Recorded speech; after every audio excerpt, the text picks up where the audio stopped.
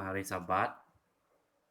Oke, jadi pelajaran Sabat kita kali ini yaitu untuk pelajaran ketiga untuk kuartal kedua tahun 2020, yaitu mengenai pandangan Yesus dan para rasul terhadap Alkitab. Oke, jadi di dalam ayat hafalan, di dalam Matius 4 ayat 4 dituliskan di sini, tetapi Yesus menjawab, ada tertulis manusia hidup bukan dari roti saja, tetapi dari setiap firman yang keluar dari mulut Tuhan. Oke. Dan juga dalam bacaan untuk pelajaran minggu ini, yaitu dalam Matius 4 1 sampai 11, Matius 22 ayat 37 sampai 44, Lukas 24 13 sampai 35, dan Lukas 44 sampai ayat 44 sampai 4 ayat 4 25 sampai 27, dan Kisah Para Rasul 4 24 sampai 26. Oke. Dan Alkitab tidak wujud seperti yang kita kenal sekarang ini ketika Yesus memulai pelayanannya pada masa itu. Perjanjian baru belum ditulis lagi. Oleh yang demikian, kita boleh katakan bahwa Alkitab yang Yesus dan para rasul gunakan adalah kitab Perjanjian Lama. Bahagian Alkitab itu dikenali sebagai kitab suci. Malangnya, pada zaman moden ini, Alkitab telah banyak ditafsirkan semula melalui lensa falsafah yang mempersoalkan kedua-dua inspirasi dan otoritinya. Alkitab dilihat sebagai idea-idea manusia yang hidup dalam budaya yang agak primitif, yang tidak mungkin memahami dunia seperti yang kita pahami hari ini. Pada masa yang sama, unsur keajaiban telah dipandang rendah atau tidak diambil kira, mengubah Alkitab menjadi satu dokumen. Bukannya pandangan Tuhan tentang manusia, melainkan telah menjadi pandangan manusia tentang Tuhan. Hasilnya adalah, bagi kebanyakan orang, Alkitab sebahagian besarnya telah menjadi tidak relevan dalam zaman pemikiran Darwin dan falsafah moden. Walau bagaimanapun, kita menolak sepenuhnya pendirian itu. Sebaliknya, dalam Perjanjian Baru, kita dapat lihat cara yang diilhami untuk melihat seluruh kitab suci dengan mengkaji bagaimana Yesus dan para rasul memahami Perjanjian Lama, satu-satunya kitab yang mereka ada pada masa itu. Bagaimanakah Yesus dan para rasul memahami orang, tempat, dan peristiwa yang diterangkan. Oke. Apakah anggapan dan kaedah pentafsiran mereka selepas itu? Oke, mari kita lihat apakah pentafsiran mereka. Mari kita pelajari bagaimana Yesus dan para rasul menggunakan kitab suci supaya kita boleh memahami bagaimana kita harus menggunakan dan memahami Alkitab pada hari ini. Oke, yang pertama, ada tertulis. Maksudnya kitab dahulu atau Perjanjian Lama memang tertulis. Yang kedua, Yesus dan hukum. Oke. Yang ketiga, mengenai Yesus dan seluruh kitab suci. Dan keempat, Yesus, asal-usul dan sejarah Alkitab. Dan kelima, para rasul dan Alkitab. Yang pertama, ada tertulis.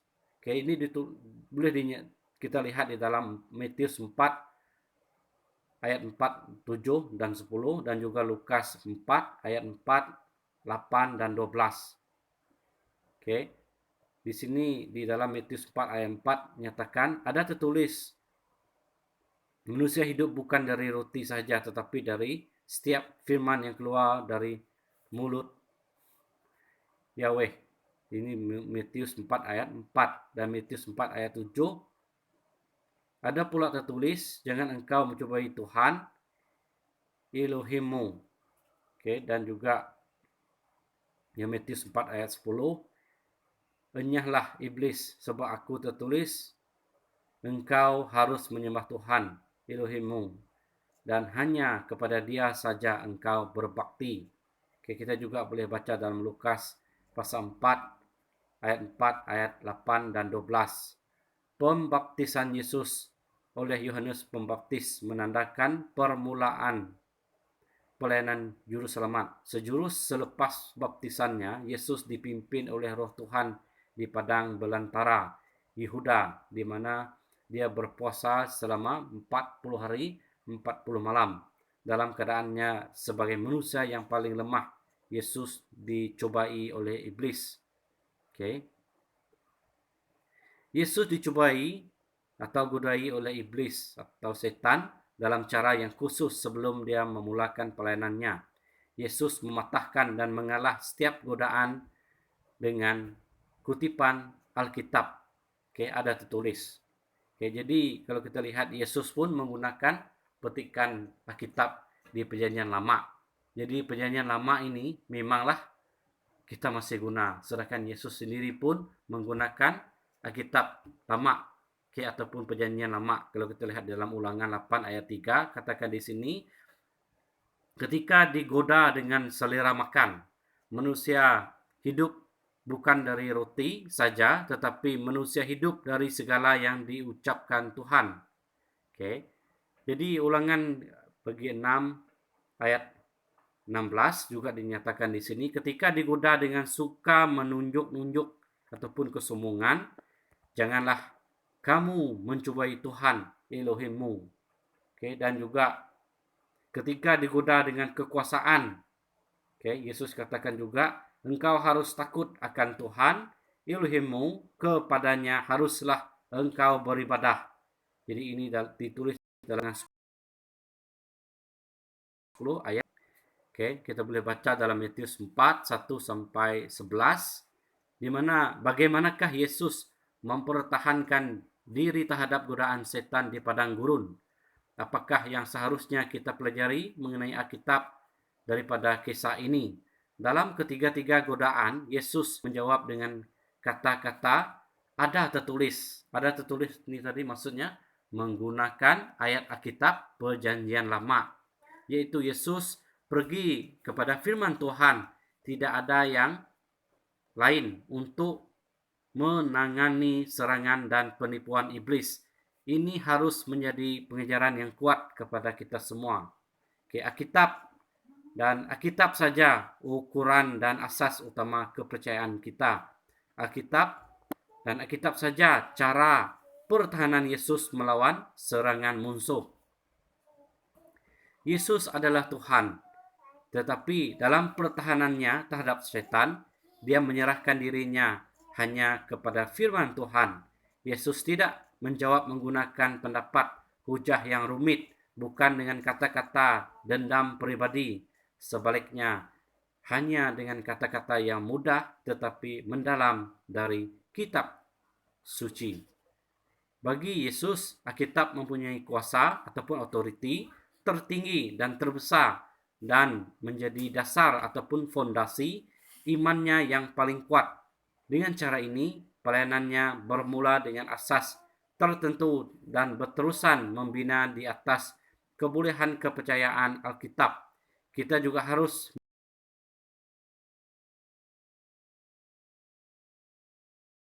mengikuti. Kita harus tuntunan firman Tuhan mendahului mana-mana pendapat yang lain. Dan yang kedua, Yesus dan hukum. Ini tulis dalam Matius 5 ayat 17, dinyatakan di sini, janganlah kamu menyangka bahwa aku datang untuk meniadakan hukum Taurat atau kitab para nabi. Aku datang bukan untuk meniadakannya, melainkan untuk menggenapinya. Ini kita boleh baca juga dalam Matius 5 ayat 17 sampai 20, Matius 22 ayat 29, Matius 23 ayat 2 sampai 3. Jadi apakah yang dikatakan Yesus dalam konteks ini? Yesus melihat kitab suci sebagai pedoman yang dapat menuntun kita dalam kehidupan ini. Dia mengajar murid-muridnya untuk mematuhi firman Tuhan dan hukum. Tidak pernah ada tanda-tanda yang dia meragui otoriti dan kewajaran kitab suci. Sebaliknya, Yesus sentiasa merujuknya sebagai sumber kuasa ilahi. Kepada para Saduki, dia berkata, ini tulis dalam Matius 22 ayat 29. Kamu sesat sebab kamu tidak mengerti kitab suci maupun kuasa Tuhan. Dan juga ditulis dalam Matius bagi pasal 23 ayat 2 sampai 3 dinyatakan di sini, ahli-ahli Taurat dan orang-orang Farisi telah menduduki kursi Musa. Sebab itu turutilah dan lakukanlah segala sesuatu yang mereka ajarkan kepadamu. Tetapi janganlah kamu turuti perbuatan-perbuatan mereka, karena mereka mengajarkannya tetapi tidak melakukannya. Nah, ini adalah sesuatu yang bahaya juga. Kalau kita tentang firman Tuhan, tapi kita tidak menuruti, jadi ini juga merupakan suatu pelanggaran. Dan Yesus mengajar bahwa pengetahuan intelektual semata-mata tentang Alkitab dan ajaran-ajarannya tidak mencukupi untuk mengetahui kebenaran, dan lebih penting lagi untuk mengenali Tuhan yang adalah kebenaran. Mari kita lihat juga dalam Matius 22 ayat 36 sampai 34. Jadi apakah yang ayat-ayat ini beritahu kita mengenai pandangan Yesus tentang hukum Musa? Bagaimanakah Yesus menjawab ketika dia ditanya oleh seorang ahli Taurat tentang hukum manakah yang terutama dalam hukum Taurat? Dalam pertanyaan ini kepada seorang ahli Taurat, Yesus menjawab dengan kitab suci lagi.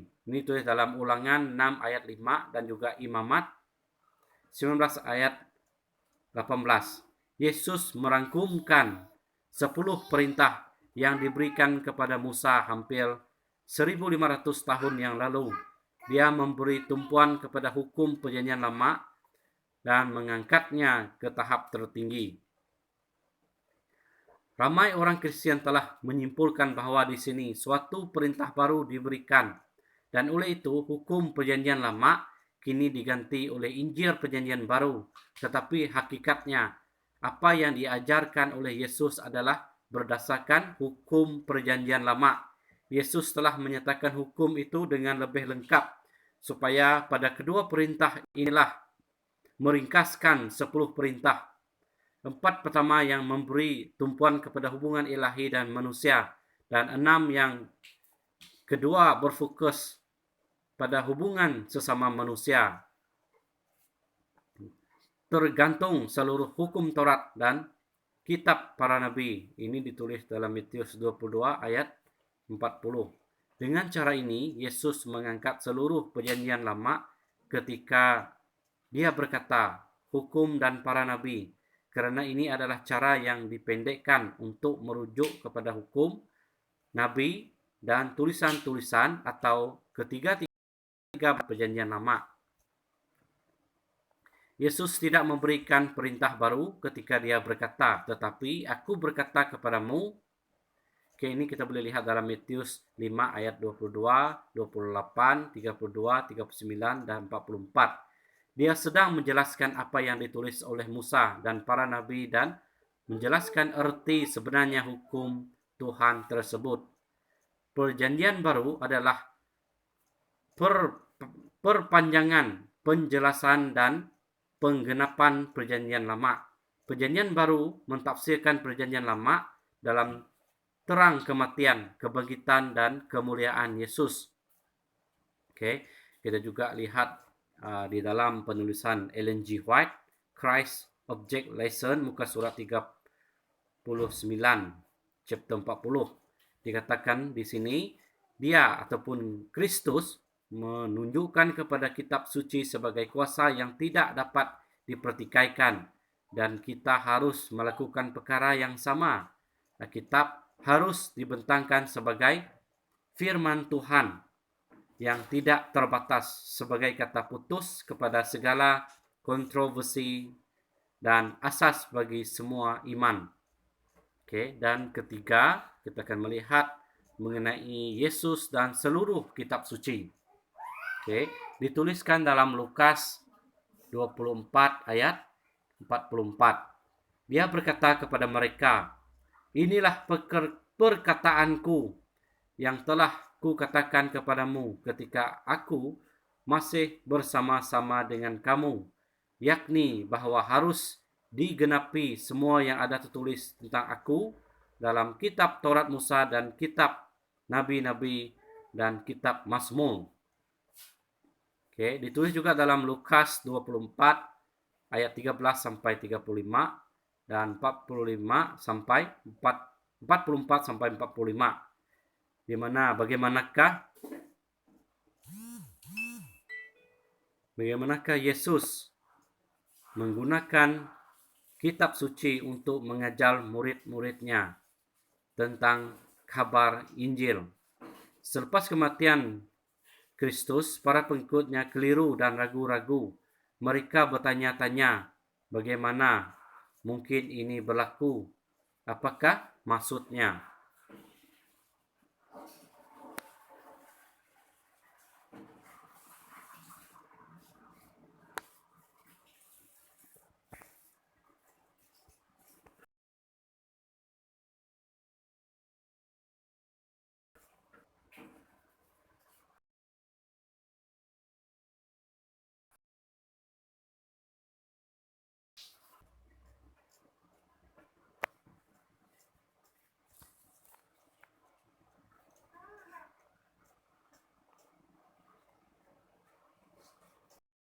Sebab ini dalam kitab Lukas kita lihat bahwa Yesus muncul kepada mereka 2 kali.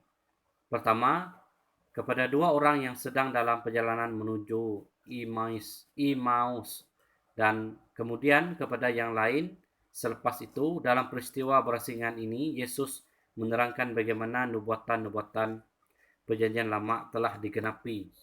Lalu dia menjelaskan kepada mereka apa yang tertulis tentang dia dalam seluruh kitab suci, mulai dari kitab-kitab Musa dan segala kitab nabi-nabi. Ini ditulis dalam Lukas 24 ayat 27. Sekali lagi dalam Lukas 24 ayat 44 sampai 45, dia katakan, inilah perkataanku, yakni bahwa harus digenapi semua yang ada tertulis tentang aku dalam kitab Taurat Musa dan kitab nabi-nabi dan kitab Mazmur. Lalu dia membuka fikiran mereka sehingga mereka mengerti kitab suci. Oke, mari kita lihat dalam kitab Ibrani perjanjian lama memiliki struktur sebagai berikut. Oke, struktur yang pertama adalah Taurat, oke, ataupun tentang undang-undang, the law, oke, yang merangkumi Kejadian, Keluaran, Imamat, Bilangan, dan Ulangan. Dan juga kitab nabi-nabi adalah pertama Yosua, Hakim, dan 1 dan 2 Samuel, 2 raja-raja, 1 dan 2 raja-raja, dan Yesaya, Yeremia, Yehezkiel, dan 12 kitab nabi kecil. Oke, dan juga yang ketiga kita lihat adalah tentang tulisan-tulisan. Oke, tulisan-tulisan ini kalau kita lihat adalah Mazmur, Amsal, Ayub, Kidung Agung, Rut, Ratapan, Pengkhotbah, Esther, Daniel, Izra, Nehemia, dan 1 dan 2 Tawarikh. Yesus melihat kitab suci sebagai yang difahami. Dia mengerti bahwa Alkitab memiliki kuasa wewenang untuk mengajar kita tentang kehendak Tuhan. Perhatikan rujukan khusus dalam Lukas 24 ayat 27 kepada seluruh kitab suci. Ini ditekankan semula dalam petikan kedua sebagai kitab Taurat Musa dan kitab para nabi dan kitab Mazmur dalam Lukas 24 ayat 44. Ini menunjukkan dengan jelas bahwa Yesus, firman yang telah menjadi manusia itu, bergantung kepada kuasa kitab suci untuk menjelaskan bagaimana perkara-perkara ini telah dinubuatkan beratus-ratus tahun yang lalu. Oke, dengan merujuk kepada keseluruhan kitab suci, Yesus mengajar para murid melalui teladan.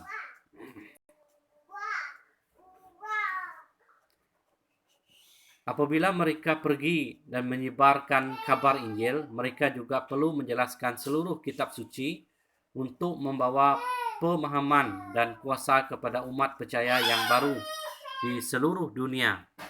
Inilah apa yang Yesus ajarkan dan apa yang Dia perintah untuk mereka ajarkan. Okay. Yesus berkata kepada murid-muridnya, kemudian,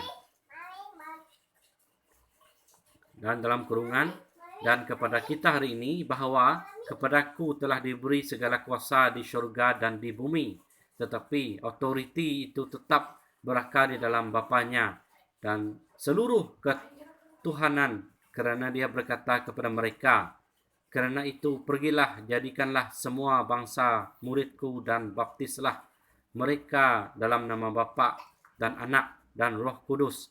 Kemudian menyusul petikan utama, dan ajarlah mereka melakukan segala sesuatu yang telah kuperintahkan kepadamu.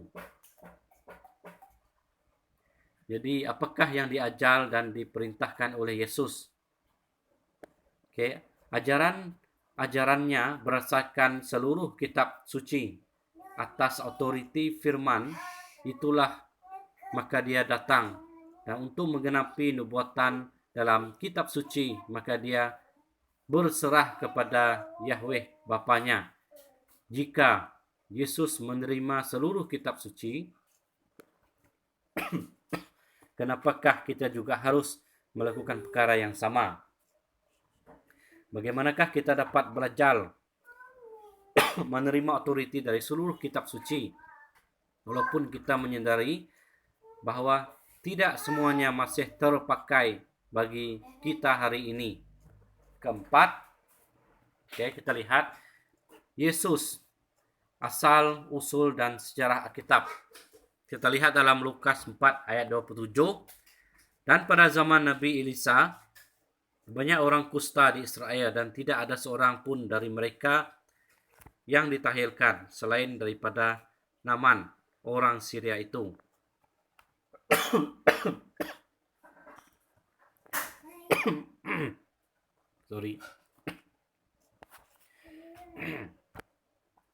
Yesus mengajar bahawa Alkitab adalah firman Tuhan dalam pengertian bahawa apa yang dikatakannya adalah sama dengan apa yang Tuhan katakan.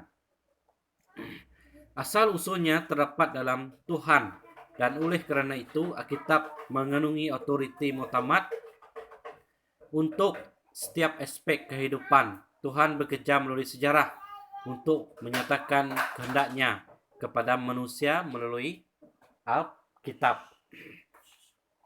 Contohnya, kalau kita lihat dalam Matius 19:4-5, Yesus merujuk kepada petikan yang ditulis oleh Musa. Yesus memetik petikan ini seperti berikut. Dia yang mencipta manusia sejak mulanya berkata, oleh sebab itu seorang lelaki akan meninggalkan ayah dan ibunya. Daripada menyatakan, kitab suci menyatakan, Yesus berkata, Dia yang menciptakan manusia sejak pada mulanya berkata. Yesus kaitkan ucapan pencipta seperti yang ditulis oleh penulis kitab Kejadian. Di sini Tuhan dianggap sebagai pengarang ungkapan ini walaupun ditulis oleh Musa.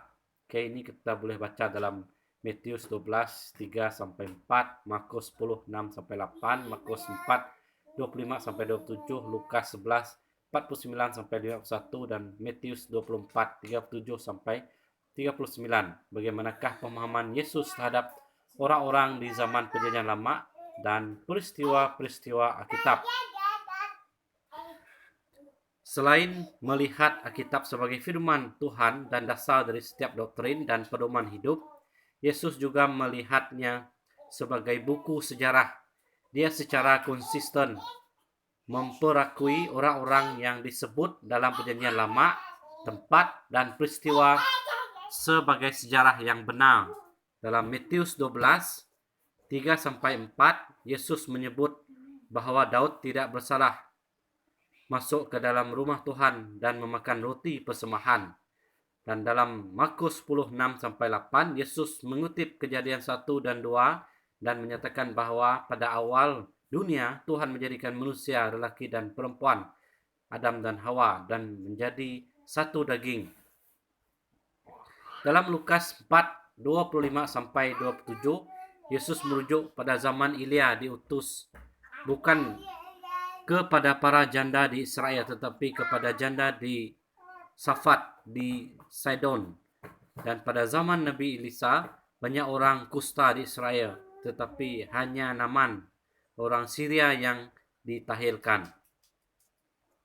Dalam Lukas 11:49-51 dan Matius 23:34-36, Yesus merujuk bahwa Tuhan telah mengutus nabi-nabi dan rasul-rasul kepada orang Israel, tetapi orang Israel menganiaya dan membunuh mulai dari darah Habil sampai kepada darah Zakaria akan dituntut oleh Tuhan.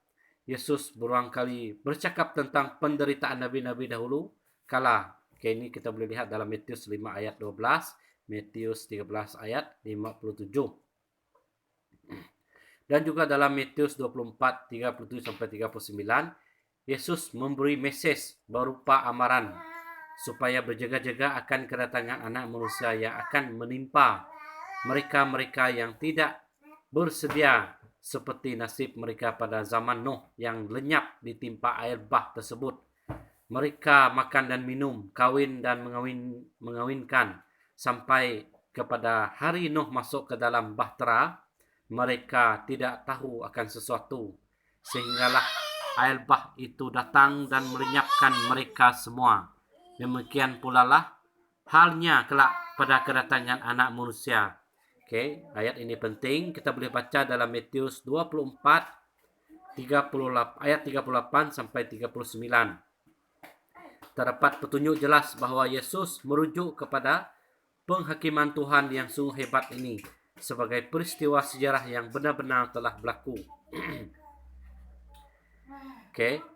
Yesus menyebut Adam dan Hawa, Habil, Nuh, Sodom dan Gomorrah, istri Lot, Daud, Salomo, Elia, Elisa, Yunus, Zakaria, dan Yesaya. Ini kita boleh lihat dalam Markus 10 ayat 6, Matius 23 ayat 35, Lukas 17:26, Matius 11 ayat 24, Lukas 17 ayat 32, Matius 12:3 ayat 4, Matius 12 ayat 42, Lukas 4 ayat 25, Lukas 4 ayat 27, Matius 12 ayat 40, Matius 23 ayat 35, Markus 7 ayat 6. Yesus menyebut orang-orang dalam Alkitab sebagai orang yang nyata, yang tinggal di tempat-tempat nyata dan merupakan bahagian dari peristiwa nyata. Yesus menyebutkan kisah mereka sebagai contoh untuk diikuti atau untuk dihindari, sebagai simbol dari apa yang akan terjadi atau sebagai sumber doktrin terpulang kepada kita sama ada mengikuti apa-apa yang Yesus mahu kita ikuti dan menghindari apa-apa yang Yesus mahu kita hindari. Dan topik yang terakhir yaitu mengenai para rasul dan Alkitab. Sebab kitab suci berkata kepada Firaun, itulah sebabnya aku membangkitkan engkau, yaitu supaya aku memperlihatkan kuasaku di dalam engkau dan supaya namaku dimasyurkan di seluruh bumi. Ini kita boleh lihat dalam Roma 9 ayat 17. Para penulis perjanjian baru mendekati Alkitab dengan cara yang sama seperti Yesus dalam hal doktrin, etika dan kegenapan nubuatan. Perjanjian lama bagi mereka adalah firman Tuhan yang berautoriti. Baca Kisah 4 pasal ayat 24 sampai 26, Kisah 13 32 sampai 36, Roma 9 ayat 17 dan Galatia 3 ayat 8. Apakah yang ayat-ayat di atas ini ajarkan kepada kita tentang bagaimana para rasul memahami otoriti firman Tuhan? perhatikan di dalam ayat-ayat ini betapa eratnya hubungan kitab suci dengan suara Tuhan sendiri. Dalam Kisah 4 ayat 24 sampai 26, sebelum dipenuhi Roh Kudus, murid-murid memuji Tuhan atas pembebasan Petrus dan Yohanes. Dalam pujian mereka mengangkat suara mereka, mengakui Tuhan sebagai pencipta, dan karena berbicara melalui Daud hambanya, yaitu kata-kata Daud adalah kata-kata Tuhan. Dalam Kisah 13, 32 sampai 36, Mazmur Daud dipetik semula oleh Paulus, tetapi kata-kata beliau dikaitkan dengan Tuhan, karena ayat 32 menyatakan apa yang Tuhan telah janjikan kepada nenek moyang kita. Oke. Dan kita juga lihat dalam Roma 9 ayat 17, di mana kita percaya Tuhan sebagai subjeknya, namun Paulus menggunakan istilah kitab suci dengan menyatakan sebab kitab suci berkata kepada Firaun yang sebenarnya boleh diungkapkan sebagai Tuhan berfirman kepada Firaun. Di sini Tuhan diidentifikasikan dengan kitab suci. Dalam Galatia 3 ayat 8, subjek itu yaitu kitab suci digunakan sebagai pengganti Tuhan, menunjukkan betapa eratnya firman Tuhan itu kepada Tuhan sendiri. Kitab suci ataupun Alkitab adalah firman Tuhan. Para penulis Perjanjian Baru secara seragam menggunakan dan bergantung kepada Perjanjian Lama sebagai firman Tuhan. Mereka menerima perkataan para nabi itu. Terdapat beratus-ratus sebutan dalam Perjanjian Baru berasal dari Perjanjian Lama. Seorang sejana telah menyusun senarai 2.688 rujukan khusus. 400 dari Yesaya, 370 dari Mazmur, 220 dari Keluaran, dan sebagainya. Buku-buku itu penuh dengan rujukan kepada nubuat Perjanjian Lama yang sering dikenalkan dengan frasa ada tertulis. Oke, kita boleh lihat dalam Matius 2 ayat 5, Markus 1 ayat 2, Markus 7 ayat 6, Lukas 2 ayat 23, Lukas 3 ayat 4, Roma 3 ayat 4, Roma 8 ayat 36, Roma 9 33, 1 Korintus 1 ayat 19, Galatia 4 ayat 27, dan 1 Petrus ayat pasal 1 ayat 16.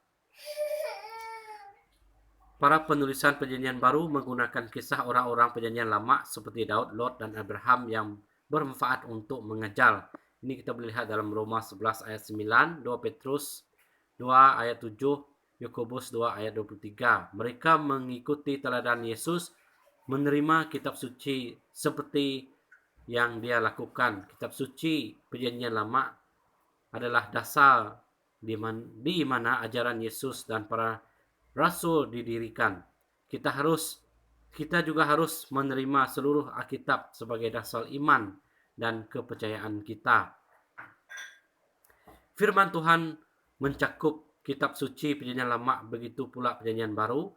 Yang satu tidak lengkap tanpa yang lain. Kristus menyatakan bahwa kebenaran-kebenaran dan Perjanjian Lama sama berharganya dengan Perjanjian Baru.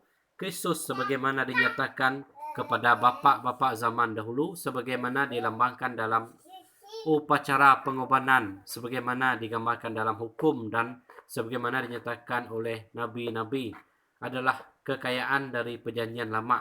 Kristus dalam hidupnya, kematiannya, dan kebangkitannya. Kristus sebagaimana dia dinyatakan oleh Roh Kudus adalah harta dari Perjanjian Baru, juru selamat kita, sinar cahaya dari kemuliaan Bapa, adalah kedua-duanya yang lama dan yang baru. Oke, ini dinyatakan oleh Ellen G. White di dalam buku Christ Object Lesson bab 11 buka surat 126. Dan kesimpulannya ataupun penutupnya di sini. Oke, kesimpulan dan penerapan. Kesimpulan yang pertama, Yesus menunjukkan kepada kita bahwa pertama ataupun Alkitab ada kuasa atau authority. B, Alkitab adalah panduan hidup yang terbaik. C, Yesus sendiri menggunakan Alkitab itu seluruhnya. Dan di Alkitab juga menceritakan sejarah manusia.